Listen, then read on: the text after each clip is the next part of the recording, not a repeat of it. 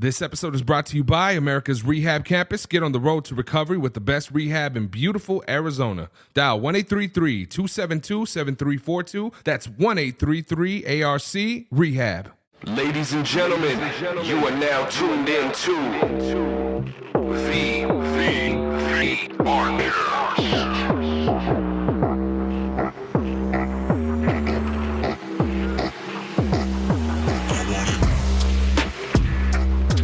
Good afternoon. Thank you guys again for tuning into the ARCast. Thank you for joining us. My name is Buddha, and I'm here today in the studio with somebody who's, I met her up front right now. She's got 16 months sober. She's doing incredible, but man, her energy is just on point. She has such a positive attitude, huge smiles. It's a true blessing to have her in the studio. Ladies and gentlemen, give it up to our homegirl and your homegirl, Jojo. What's up? How's everybody doing? We are doing fantastic. How are you doing? I am doing absolutely amazing. Yeah? Absolutely amazing. You were telling me a little bit of what you've been up to now. What are you doing right now for work? What's going on? So, I was working at Ace Industrial. Okay. However, I just helped open a brand new, what we call Oxford House. Okay. And I'm a core member there. We opened it way out north. Congratulations. So I am currently working with a friend of mine to do some home renovation. Okay. While I look for permanent work out that way. All right, that's what's up. So when you say renovation, what kind of stuff are you doing? I do a lot of maintenance, but my main thing is painting. Painting. I do painting inside, outside. That's pretty cool. How long have you been doing that type of stuff? I didn't know you were. Okay, so about 9 years worth of landscaping and maintenance. That's what's up. I had a boss that was very willing to allow me to learn whatever. I had good landscaping skills. He didn't hire women. It was only supposed to be 2 weeks that I worked with him. And a week later, he gave me $1 raise and kept me. No shit, that's cool. For a total of 9 years. So how much time experience you got doing that? Between my teenage years of doing it and now, probably about 11 years. That's incredible. Yes. Man, well, it's a true blessing to see you got a positive energy. You're looking good. You said 16 months sober. A little over, yes. Wow. Yes, and I'm so happy. Like, I have my whole family supporting me. I got my kids. I got my grandbabies. I got a third grandbaby on the way. Congratulations. I live in a house with amazing women that absolutely love me. Okay. They introduced me as their favorite. That's cool. Yeah, I can see that. That's what's up. I have a huge group of people out there in sobriety. Like, I have a Facebook that is only sobriety people. Wow. People from the ARC, people from my meetings, people from the houses that I live in. Mm-hmm. And there is over 250 of them. Man, I think that's awesome. And I think that's a good thing that you're saying that, because I know a lot of people in recovery will even turn Facebooks off, will do things like that. But in reality, you're kind of making it into a tool of something that kind of helps you and keeps you motivated. I exited out of my old Facebook, my normal one, and only allow people in sobriety, because when I heard the term here, the opposite of addiction is connection, that hit home with me. The opposite of addiction is connection. That's beautiful, because it's community. We have to be there to help each other. And so I've strived greatly since I've heard that, to allow myself to connect, because that's where I fail. Wow. I'm an isolator. Like, I've always believed that the only one that could take care of me is me. If people were trying to help me, they had alternative motives to it. Oh, man. Like, I couldn't trust nobody, and that's the way I felt. Man, that's rough. And it's hard to kind of untangle all of that shit is so important, because they say, like, when you put walls up that are so high, sometimes they keep blessings from getting in. Right. And see, like, as a teenager and everything, I always had friends. I always had the wrong kind, because I started my addiction very young. Okay. But I quit on my own when I was 26. I was just done with everything. For 11 years, I was sober. Really? And what were you using at the time? Meth, mostly meth. Oh, wow. And sleeping pills, kind of whenever I felt like being up, I was up. Whenever I felt like being down, I was down. Just throw whatever up and down. Treat your body like a machine. Yes. Whatever it needs, yeah? It acted like it, too, for a period of time. But we all know how that one goes. That's funny.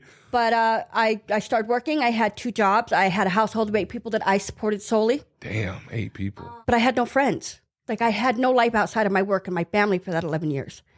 And towards the end of the 11 years, I felt like my family disconnected. And this is where that opposite of addiction is connection thing comes in. That's why it hits, because I realized I went looking for a connection. And the only way I knew to find that was the same way I did as a teenager in drugs. Man, okay. So All right, let's start there. You know, with the ARCast, we talk about, you know, all of these things from everything that you've experienced. You're saying as a teenager was the time when you were able to cut because you had a lot of responsibilities, a lot of things that you were taking care of, right? Throughout my life, yeah. What was going on in your household that you had so many people? Are you referring, when you say you had 10 people you were taking care of? I had 8 people in my household that I was taking care of. At 26. Okay, yes. All right. I was a little confused. So, but even my younger years, like my dad died when I was 9. Okay. My stepdad was an abusive alcoholic and was in and out. And I have so much respect for my mother because she's a hardworking woman, never had an addiction. And I can't imagine what it's like as a mother to watch all 6 of your kids go through addiction when you have never been an addict yourself. Wow. Like I couldn't imagine that. But she had been married to one, my dad and my ex-stepdad. So like she worked a lot. And the one that took the responsibility for my 2 youngest brothers was me. Like the way that they are now, they give a lot of credit to me of how they learned to be strong, how they learned to work, how they graduating school. Like I taught them respect. I caught my 2 younger brothers in a fight with like 14 boys on one. And I walked up behind them and smacked their heads together and said, don't ever let me catch you teaming up on nobody like that. Man. Ever. If you want to fight one-on-one, you do it if that's your thing. But don't you ever let me catch you gaining up on a person like that. And all of that strength came from your mom and the way that what ended up happening to your dad that he passed away so young? So my dad was a coke addict and an alcoholic. And his alcoholism eventually killed him. Oh, man. I'm sorry to hear that. It did. But they were married up until that point? They divorced when I was 7. Okay. Now, the kind of person that my dad was, I'm still regaining memories, but I lost most of my life from the age 7 and under due to being subjected to every form of abuse that there is. Oh, man. From my dad's side of the family. So I spent my whole life seeing my dad as a complete monster. I let how I felt for him and what I knew of him. I never remembered feeling love for the man. I can never remember feeling that feeling of love. I remember at 9 years old, standing over his grave, looking down on him, thinking, you're going to pop up out of that grave any second. You're too evil to be dead. Wow, man. Right. It's different now. When I was here and I was doing equine, something happened. Somebody made a comment to me, and he was just joking. He had food on his hands, and he asked me to sign his paper for him. But he told me I can't remember how to sign my name. And it triggered a memory from when I was 7 years old with my dad. My dad was illiterate, couldn't read or write, and asked me with shame. I just remember seeing the shame and guilt in his eyes of having to ask me to read the paper for him and sign it for him. Wow. And all of a sudden, this image of a human being came to mind instead of a monster. Realizing that he was sick and he had been through so much as his childhood that led him to be that way. Yeah. And all of a sudden, I found compassion and love for this man that for 46 years of my life was a monster. It affected every relationship I was in. High walls. Nobody could ever get over that wall. Man. Nobody. And I felt like a complete jerk at that moment. And I know that sounds weird, but that was the moment I took accountability for my part. Oh, so I powerful. drug all of that, my whole life with me into every aspect of my life. I did that. I didn't learn how to let go. I couldn't let go of resentments. I couldn't forgive. And so for that, I felt like a jerk. And I broke down. Like I broke down. And I knew then I was healing. That's so powerful, Jojo. I had therapy group that day. And I utilized that moment to tell that and break down in my therapy group and explain everything. Like, I was like, this is my moment to talk about it. I'm here. It's time. Everybody kept asking me, are you okay?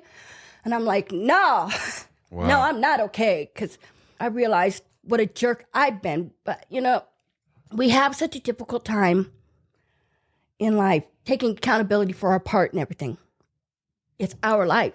Yeah. What's the common denominator in the misery of our life? Us. Our own individual self.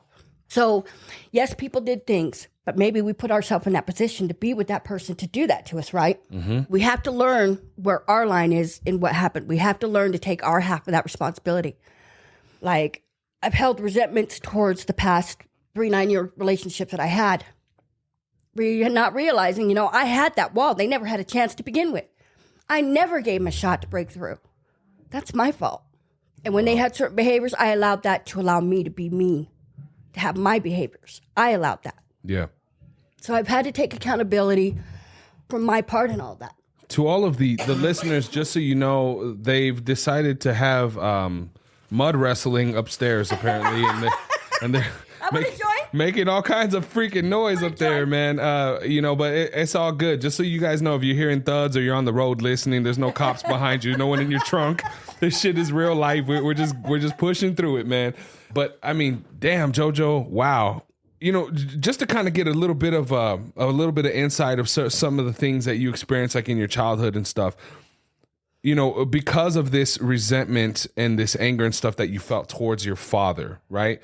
When you were younger and you started dabbling with substances for the first time, 9 years old, alcohol. When you went, instead of going through all the weeds and talking about that, can you say and sit here right now and say that when you finally had that realization that all of those things that you did were all based off of that anger and that resentment that you were holding towards your dad and through all the abuse and all of it? And what I grew up around, okay, so I'm a little different than a lot of people. Like, a lot of people grow up around certain abuse and stuff, and they think that's normal as a child. They grew up thinking that's normal. But something in me as a child always knew it wasn't.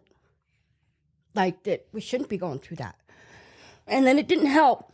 Like, I had a lot of problems with my 3 older siblings. My 2 oldest brothers had a different dad. Their dad died during a work accident. So my dad was their stepdad. So there was those 3 of you guys. There are 6 of us. Okay. 5 of us still living. We've lost one. But so because of what my dad did, and mind you, there's 2 olders, 5 years, me and my sister, and then 5 years, and the 2 younger ones. So there's 5 year in between each group. Okay. And 2 older ones hated us. My 2 little brothers, they considered them too young to take it out on. And we're just babies. So they took it out on me and my sister. Like, I'm known for being tough. Yeah. And I'm little. Damn right. Like, I don't hate my brothers for anything they ever did. Because of them, I am tough and I can hold my own. I really can. So they hated us for the longest time. And they made it known. Like, they were rough with us. Yeah. Like, they taught me how to play bloody knuckles when I was 9 years old. Man. With the quarter and everything? Splitting my knuckles. And I would split their friends' knuckles, 15, 16-year-old. They're like, dude, what is up with your little sister? Wow. Like, I was mean. I grew up very mean. My sister hated me. She had been daddy's little girl. I had been mommy's.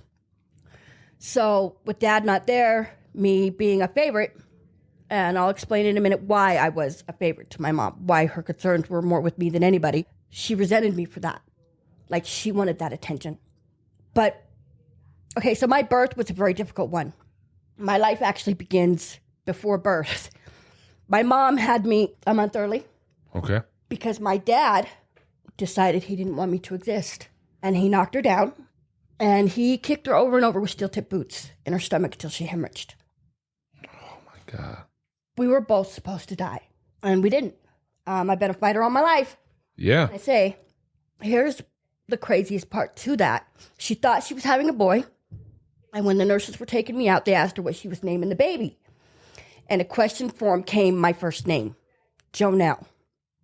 A name she'd never heard before. A name Nebraska had never been before, ever heard. They put me in the paper for it.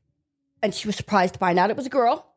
And then to come to find out, my first name actually means God is gracious or God is merciful. Wow. Wow. Yeah, that one kind of hit real hard with me. It told me I had a purpose to be here. Yeah. Like, I was meant to be on this earth. So what am I doing to myself? Yeah. Like, so yeah. Wow. So I grew up with my sister picking on me my whole life, putting me down, telling me I was fat, ugly, boys didn't like me, and I believed it. Like, you hear something enough, you believe it. Yeah. When guys would hit on me in school, I would tell them, go pick on a girl you really like, because I thought they were doing it just to tease me, be mean. Yeah. Like, it took me a long time to learn to see a guy actually genuinely liked me. And, yeah, it took a long time to learn to love myself. A long time. And before my sister died, she told me, I only did the things I did because I wanted the attention that you got. Like, I wanted to be mom's favorite. And she apologized to me for being that way with me. So may her soul rest in peace. Yeah. Man, I mean, there's so much. I mean, I'm thinking about so many things here. You know, you talked about that moment of clarity that you had at Equine when you realized. Oh, I broke down. That your father was just a human being, right? And it was all due to the circumstances of how he was initially raised and those generational curses that were passed on to him, right? And then you think about the hurt and the feelings that your other siblings that were mean to you, you know, had probably had, like, and who knows where those feelings came from, but it's like we all hold on to something, right? Well, one of the things my sister had told me she resented me for. Uh-huh. Okay, so my sister had one job in her life, and it didn't last very long. And she ended up being SMI. They ended up putting her on Social Security. So her whole life she was on Social Security. She had the inability to work. She had the inability to deal with society. She had anxiety issues. They had her on all kinds of mental medications. They said she was on the verge of split personality disorder, where it seemed like with me, I powered through everything. Man. Like those things drove me to be stronger. I've been working since I was 15 years old. And it seemed like, to them, it seemed like everything just kind of went through me and back out. Yeah. Like it didn't affect me. What they didn't realize is it was building. It was building towards a breakdown, which I had about 8 years ago, which led me to the path that I'm on, which led me here to be with you right now. Hey, it all happens for a reason. I'm happy you're here, JoJo. Yes, absolutely. I'm grateful to be here. So I was always used as the strong one in the family. If we had major emergencies, everybody'd watch me. And if I was cool and calm, then they would stay cool and calm. If I panicked, everybody panicked. So I had to be that strong backbone. Damn. And there comes a breaking point when you are that. But I'm always a fighter. There's nothing that holds me down. Your sister was older than you? Yes, she was a year and 4 months older than I'm. How did she pass away? So they put it down as unconclusive. They're really not sure. Okay. I think that she just gave up, honestly. People don't realize that you can, if you truly do not want to be here, you can pass away. People die of broken hearts. Mm-hmm. All the time. All the time. I have people in my family. I lost an aunt and an uncle that were married. She passed away a couple months before he did, you know, and it's just that's when you're married to somebody or when you have that type of a connection, they're your whole life. Yeah. And I struggled really hard. Years ago, I made a promise to my sister that if she ever passed before her 2 children were of age, that I would be the one to have them. She passed when I was in the streets, getting high. So they're not with me. They're with my brother. Okay. But they are in a good place. But I held, this last run kept me out there so long because of my broken promises. My resentments were worse to myself than anything. Because I'd also made my mom a promise years ago that she would never die in a nursing home alone. And she did. But you know what helps get me through all that? Is my oldest daughter reminded me, she's like, look, Mom, remember this. You always told the family, no matter how bad things are, no matter how bad we hate each other, fighting, always make sure the last thing you say when you leave each other is, I love you. Amen. I agree with that. And she said, and that is the last thing you said to both of them. Like, I held true to that. I believe in that because you never know when it's going to be the last time. Oh, man. Jojo, take us back to back when you were growing up, having so much responsibility on your shoulders, being that strength, literally, like you're the spine of the family, right? And that happens to a lot of middle children. It does. It does. Were you able to be a child at all? Were you able to graduate from high school, anything like that? No, most of my not being able to remember 7 and under because of going through every type of abuse that there is from my dad. Yeah. And then at 9 years old, I spent the night with a friend. And my friend's older brother made an attempt to molest me. I think that was the moment I realized that I refused to let anybody fuck with me in any way, shape, or form. Like, I went off on little old me went off on this 18-year-old. Told him, don't touch me. Don't, and I got a gun put to my head. I told if I ever tell anybody that he would kill me. Same time, or this is a different situation? This is right around the time my dad died. Jeez. And he had this bright yellow Nova. And he would stalk me. For 2 years, I would see him driving by me every time I went to school, every time I went home, every time I went to the store with that horrible grin on his face. And you were like 9 years old at this time. Yes. And it took until I was 28 to tell anybody. Man. That was my first time in front of a gun. My first. I've had four times. The other 3 were not on my account. One was on the account of my sister. She had ripped off somebody very important. And they came to the house. They waited for my mom to leave for work. They knew what time she left. And 3 of them came in with guns in their hands and a smile on their face. And when they walked through the door, they were greeted. I lack fear, okay? Like, if you bleed like I do, I don't care. And if it's my time, then it's my time. But if it's not, I know that my higher power will never let that trigger get pulled. I have full faith in that. And they were greeted by me and my very silent pit bull. And I had a grin on my face. I said, check it out. You can put those guns away. You can wipe that smirk off your face. You can turn around and unlock that door you just locked and walk your happy asses right the fuck back out that door. And they did. Wow. And then I took my daughter and I moved out just in case it came back.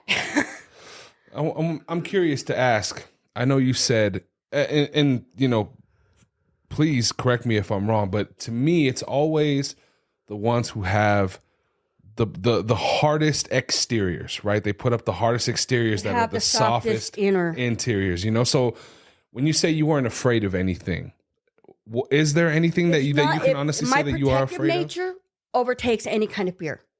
Like, my daughter was in that house, and my sister and my younger brothers, and like, my desire to protect who's ever with me comes before any kind of fear ever could. And because of those situations that you experienced with men, was there a lot of resentment towards men that you had too? Like, did you ever hold on to that? Couldn't trust anybody? Okay, so I'm at this point right now, learning how to trust those that are sober in my life, that are in my meetings, that are in these houses that I live in here at ARC. Like, it took me a long time to let anybody give me a hug. A long time. And then, of course, like, before I came to the ARC, I went to jail, but I went to jail from the streets. Okay. I was in the streets for 2.5 years. 2.5 years living in the streets. And were you I spent a lot of time fighting men away from me because my ex was always in prison and left me out there alone a lot. Man. Up until that point when you were living in the streets, you know, did you have any children of your own at this point? I have 2. You have 2? I have a 30-year-old daughter and I have a 17-year-old daughter right now. Okay.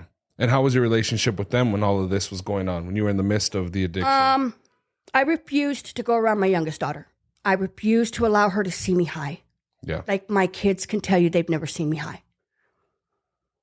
Because I didn't want to be the one to desensitize them like that. I didn't, like, they're aware. Like, I do not lie to my kids. Yeah. I do not. So they know. And my oldest daughter was part of what saved my life. Because the one thing she refused to stop doing was coming out once a week to those streets looking for me. Really? Feeding me, praying for me, celebrating my birthday with me. Wow. Coming out on Christmas and Thanksgiving to spend time with me. She never gave up on me. That's incredible. When I got locked up, I didn't have her number. I had nobody's numbers. She found me. She came to visit me. And it broke my heart because the first thing she said to me was, "Mom, I am here for you in any way that I can be, that you are willing to allow me to be." Oh, God, that's beautiful. And because I've always, like, I can do this myself. I'm on my own. Stubborn. Yeah. Stubborn ass, man. And so that really kind of hurt. I was like, oh, God, I got to learn to let people help me sometimes, you know? Yeah. Like, I have people that love me. My youngest daughter didn't want to talk to me for a while. They waited till I was at least 7 months sober before they took a phone call from me. She is with my younger brother and his wife in a very good home. Good. Like, she works. She has a little boyfriend.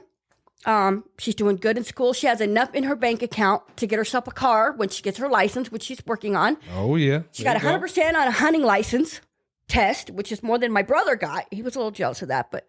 Heck yeah, you want to donate some meat? Let me know. So, man, that's awesome. And how old is the youngest? She's 17. She'll be 18 in July. Okay. Wow. As resilient as her mother, I'll tell you what. So what happened to you, Jojo, that you ended out in the streets? Was it just the relationship? Were you able to hold a job, anything like that? I mean, what allowed you to be out there? Because I mean, I think a lot of people. Well, 2020, I came here. Okay. And I was doing really good, and I got out and I did get a job. But the one thing I heard this time that I didn't hear back then was the one thing you got to change is everything. Well, I didn't back then. Like when I came in for my boyfriend, who was at that time sober. He had to be. He was on probation for my family and then for myself. And that was my biggest mistake right there. I should have come in for me first, period. And then everybody else. Because if I'm good, then they're all good. If I'm not, what the hell am I doing for them? But nothing. Yeah. And this time I had to realize I had to let him go. He was one of those things I had to change. Because no matter how well he would do for a period of time, he'd always go back. And I get drugged down with him. And that's my fault for making wrong decisions and choices. Like my family felt the best thing for me to do was just to let me go do whatever I was going to do. And when I was ready to come back, I would. Like they knew they couldn't try to force me to do anything because I'm rebellious in that manner. I cannot be controlled. I cannot do well with that.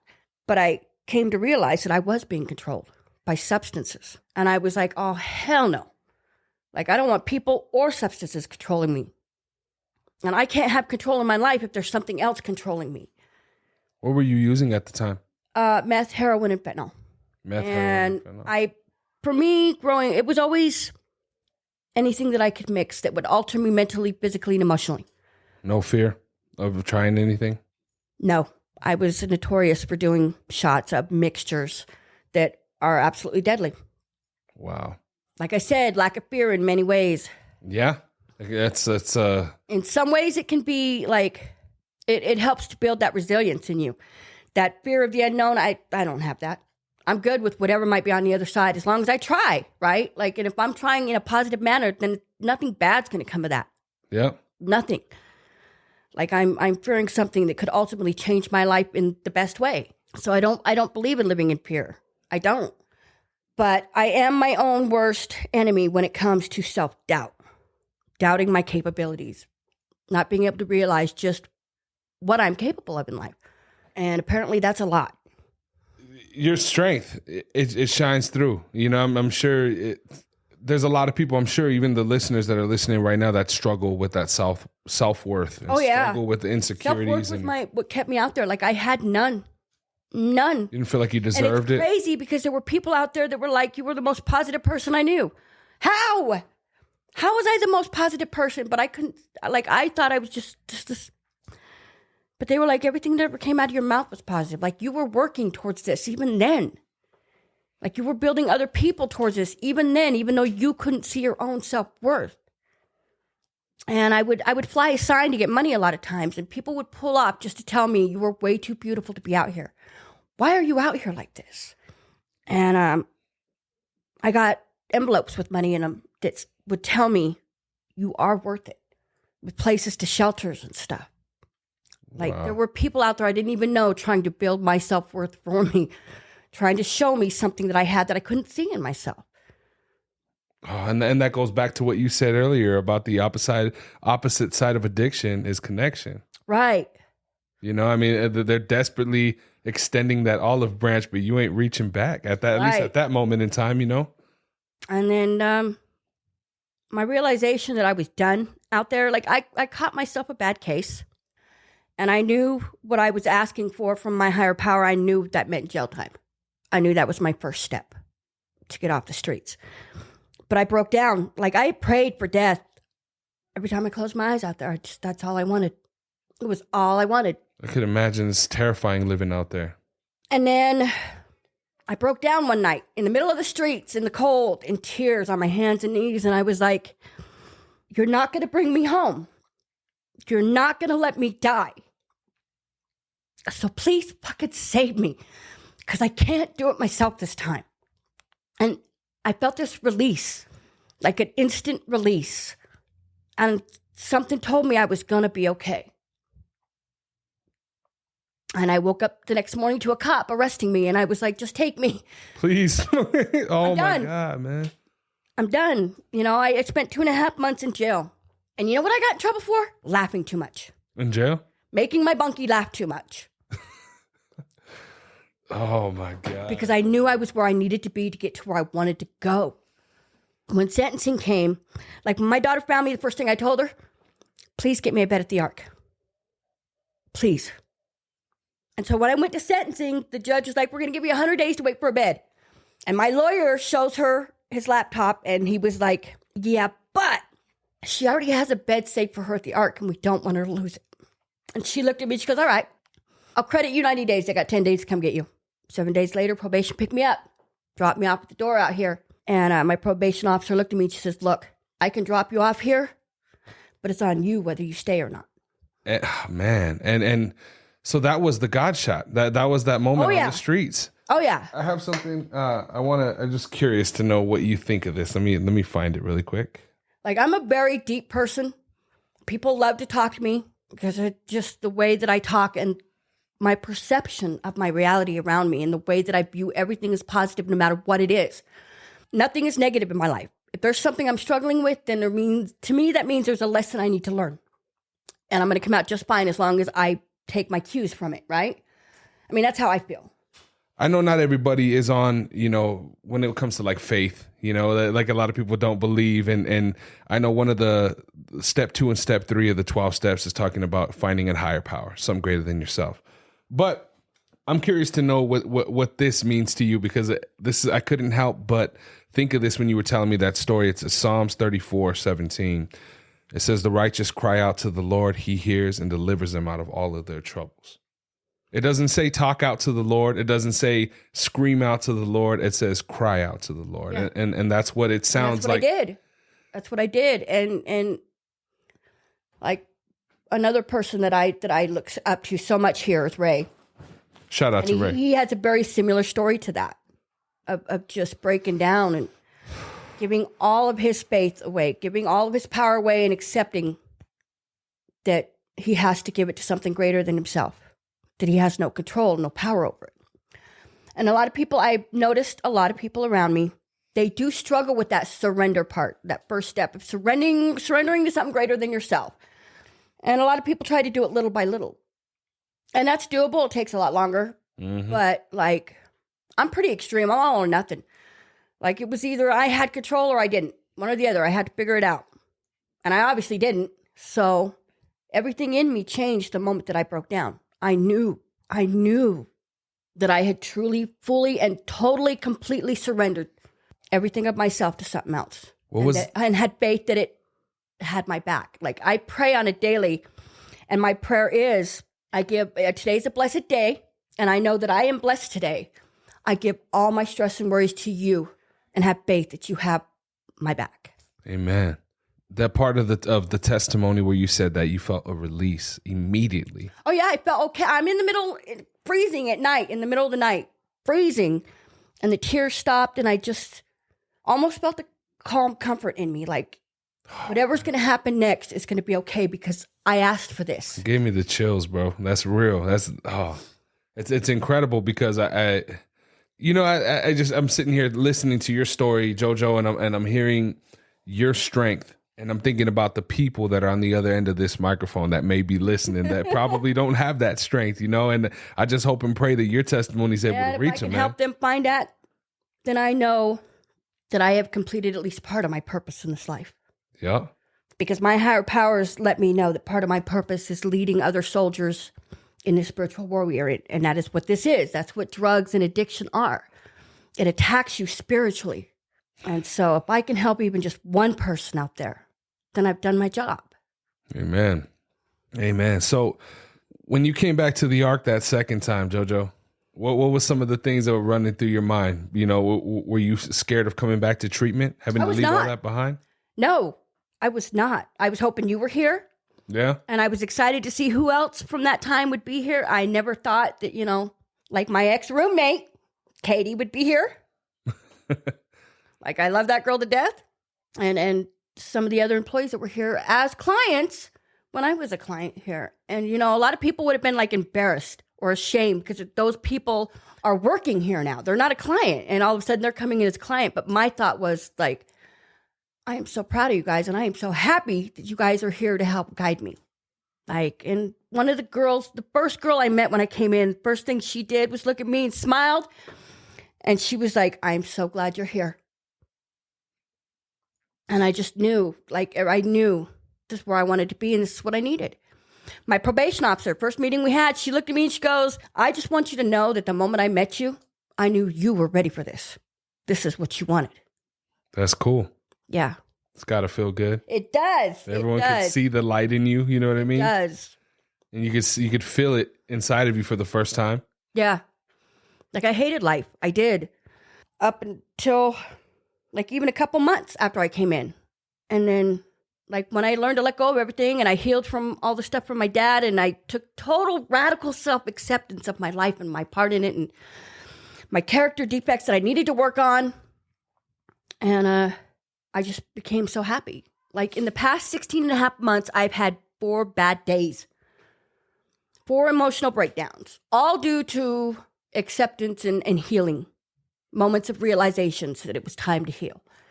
But I wake up happy. I go to bed happy. Everybody gets around me, laughs and smiles. They love my energy. Yeah. Like, I'm a magnet to people. And I love that because that means there's a lot of people that I can be a good support to.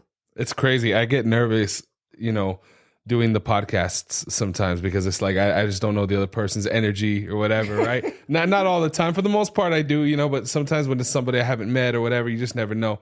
But when I had you on the schedule, it's like, it's Jojo. Like, bro, this is going to be king. I can't wait. Like, it's just Jojo. Jojo's coming through. I already know. Like, if I'm having a hard time, she's going to help me pull my shit out of that. You know what I mean? Love that. So that means a lot. And I mean, it does. Like, people tell me you are so amazing. And it's like, it's hard to see that for yourself, right? Yeah. And there was one day, it was just like, it vibrated through me. I could feel it from the inside out, that what these people saw in me, what they felt when they were around me. Like, I will forever not only spend my life working on my recovery, but helping anybody else out there that I can. Guiding anybody else that I can. Giving back, because you can only keep what you have by giving it away. And that's true. Like, how can I have all this energy, positiveness, and insight bundled up in me and not share it? Not share it. Yeah.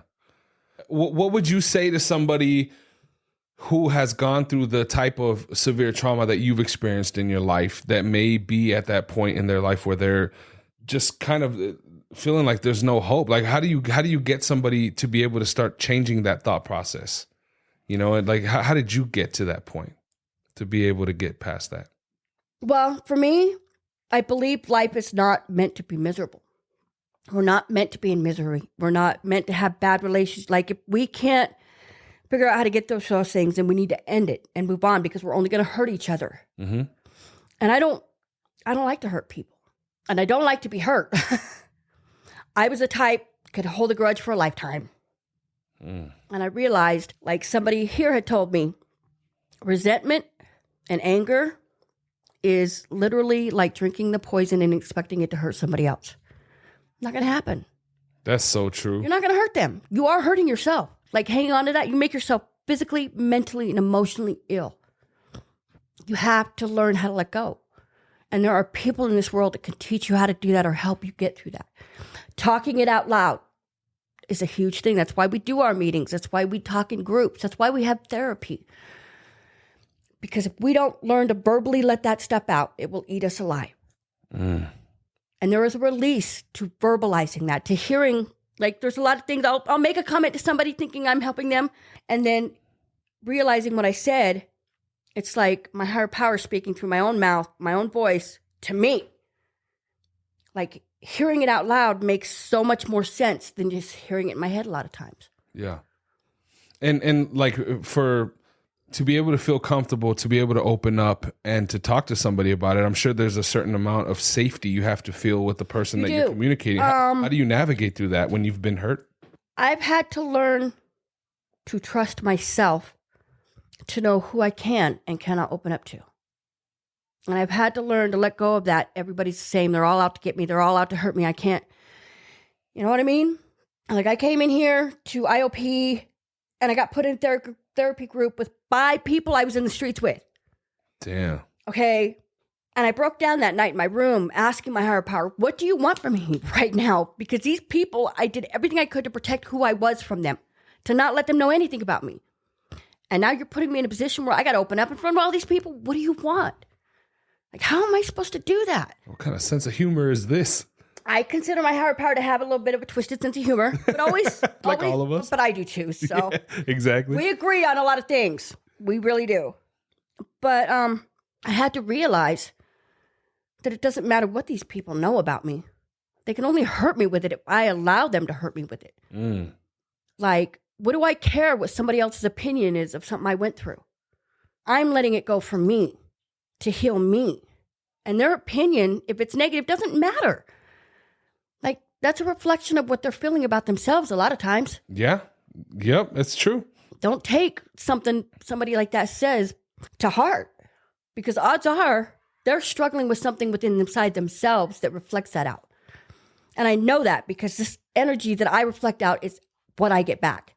And so that's what they're putting out. That's what they've always gotten. Till they learn to stop letting that kind of stuff happen. Until they learn to let go of all that. Learn to love yourself. Like, it doesn't matter how other people view you. Love you for you.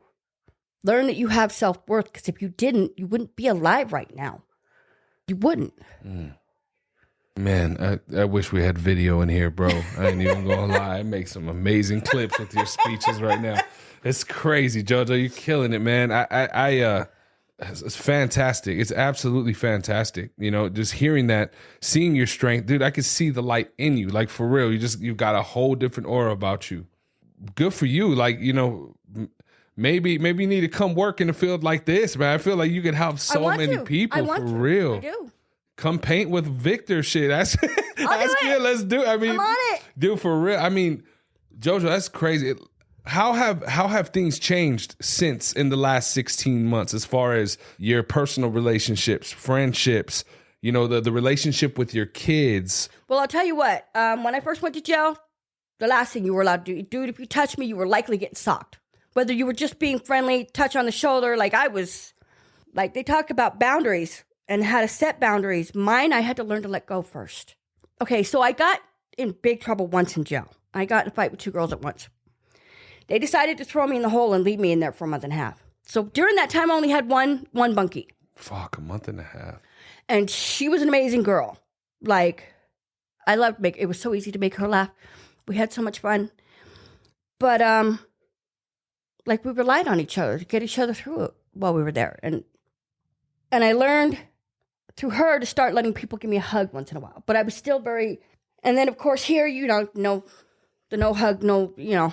So I had that to bounce back on, like, no, we're not allowed to, you know what I mean? Yeah. But then you go to the meetings and step outside, and that's what they do. Like, everybody hugs, like, and I had to tell myself, look, they don't have motives here. They spread love here. That's how it is. You got to learn to accept that. Like, learn to let people in. And now I give hugs all the time. Yeah. All the time. Some of the people that were in the streets with me that came in here, they were like, dude, every time I saw you, you were sitting by yourself silently. And when I come up and offer to get you well or whatever, you would just stare at me for the longest time. And it's because I would read them, because people always had ulterior motives in that kind of stuff. And I wanted to make sure, do I trust this person that close to me? Or am I going to have to fuck this person up? Yeah, fuck, I can imagine. Or should I just bounce? You know what I mean? And in addiction, it's hard because you're trying to feed that addiction. So and you in put the yourself streets? in bad situations, dude. And in the bad. streets? On the north side, too. Oh, fuck. Yes. Fort Lowell area and shit? Yes. Oh, hell no. Yes, and the Tohono Center, and yes. Bro. Little old me by herself. And I stayed that way. Like, I was like, I ain't dating you, homie. One way or another, I'm getting off these streets, whether it's dead or getting myself help. You ain't going to tag me down out here. I'm not doing that kind of stuff. People would try to claim me because I was alone, so to speak. You know what I mean? But I'm stubborn. Like, all that my brothers beat into me as a kid. You beat into everyone? Yes. That's crazy. Like, I had to have some sense of self-worth at that point in time. Because there were certain things that I just would not allow myself to do. Like, I'm like, there's 10,000 hustles and a hustle and a hustle. I don't need you to buy me. I don't need to give into you for that. Like, I was that one individual that I got a lot of crap for that out there. When guys realized I was that way with all of them, then I gained a lot of respect. Like they started looking out for me and protecting me out there. So, but, to feel safe to sleep, I'd go to the cemeteries. That's the only place I felt like I could go to sleep and be okay. Nobody's, Yeah. Because everybody's afraid of them. And like I said, with my youngest daughter, at first she didn't want to talk to me. We built that up slowly, and I get to see her tomorrow. I got to spend the holidays with my family. My oldest daughter and my son-in-law, my grandbabies come see me all the time, take me out all the time. That's awesome, Jojo. Like they'll come to my house and they'll cook for my whole house. 8 women. They'll come cook for all of us. Ceviche, stuff like that. Oh, dude, come on. Like I said, I've been fasting all day. I need that in my life right now. My birthday just passed on the 4th, and that's what I got for my birthday dinner. Happy birthday. I got to tell you what I'm getting for my birthday. You're going to be like, oh, shit. So I give nothing but love, and I get nothing but love. Like I wrote a poem on the board here that said, learn to love yourself, and others will love you. Learn to trust yourself, and others will trust you. Learn to forgive yourself, and others will forgive you. Learn to believe in yourself, and others will believe in you. And you see how the poem goes, but like learn it in you first. That's awesome. Because you reflect that out. And what you reflect out of you, you are going to get back from every person you come in contact with. And it's like, I get so much love, I don't even know what to do sometimes. That's beautiful, though. Man, I love that. Say it one more time. Tell me that poem one more time. Learn to love yourself, and others will love you. Learn to love yourself, and others will love you. Learn to trust yourself, and others will trust you. Learn to believe in yourself, and others will believe in you. Learn to forgive yourself, and others will forgive you. That's so powerful. Man, I mean, it's incredible. Dude, this has been awesome. I really appreciate it. Thank you. Before we part and split ways, is there anything that you want to say on this mic to anybody who may be listening on the other end of it? So, when I was on the bus one night going home from a meeting, I ran into this couple that knew me really well from the streets. And they were like, you look really good. And they asked how I was doing. And I told them about my recovery, jail, all that, and where I was at. And he looks at me. I mean, they had this look of longing in their eyes. Like you could feel the energy from them. And he goes, yeah, but are you happy? And I told him, yeah. I, for the first time in my life, am in love with life. And I want people to know it's possible to get to where I'm at, because all I wanted was death in those streets. That's what I prayed for more than anything. My higher power would not give up. And obviously yours isn't either, because you're still here. Yeah. You're still here. So give it a chance. If you're in treatment because probation put you there, you can change your mind frame at any time. Because you have to realize probation may have dropped you off, but you're only there because you're choosing to be there. Whether you feel like you're supposed to be or not, you have to be. Church, man. That's real. Come to realize there's something you can gain from that. Like maybe your higher power put you there so that you can get to where I'm at. So that you can not want to go back to that life. So you can want to get through probation and graduate it so that you can live a good life and learn to love your life and be happy. Yeah. And there are people like me out here with you all the way. All the way. Like if you don't believe in yourself, if you don't have faith in yourself, then let us believe in you and have faith in you until you can find that in yourself. Because we will. Unconditionally. Mm-hmm. Wow. Jojo. Bro, thank you so much for coming through. Thank you for having me. Yo, ladies and gentlemen, give it up, man. Jojo. Thank you. Woo!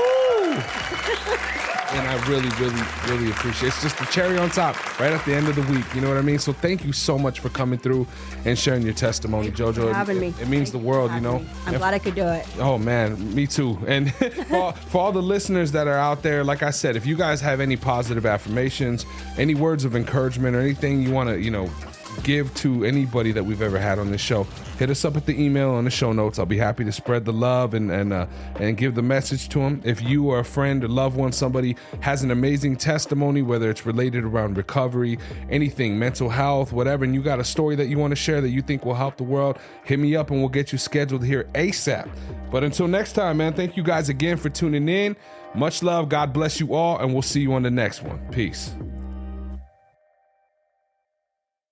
What's going on, everybody? This is Buddha from the ARCast, and I just wanted to thank you for checking out this week's episode. It means a lot, and if you could share it with a friend or a loved one, somebody you need in recovery, or maybe somebody who just needs that little bit of extra positivity in their life, we'd greatly appreciate it. If you would like to join us here on the ARCast, either in the studio live or online, hit us up. The links are down in the show notes of this episode, and on there, you can find direct links to our main website here at Americas Rehab Campus and all of our social media platforms. Follow us. We keep the posts positive and motivational, focused on recovery, health, and wellness. As you know, in this modern day and age, we need as much love as possible, y'all. And as always, if you or somebody you know is in need of substance abuse treatment, please don't hesitate to give us a call. We're open 24 hours a day, and our direct phone number is 1-833-272-7342. Once again, that phone number is 1-833-272-7342. I hope you all have a beautiful rest of your day. Much love and God bless. Peace.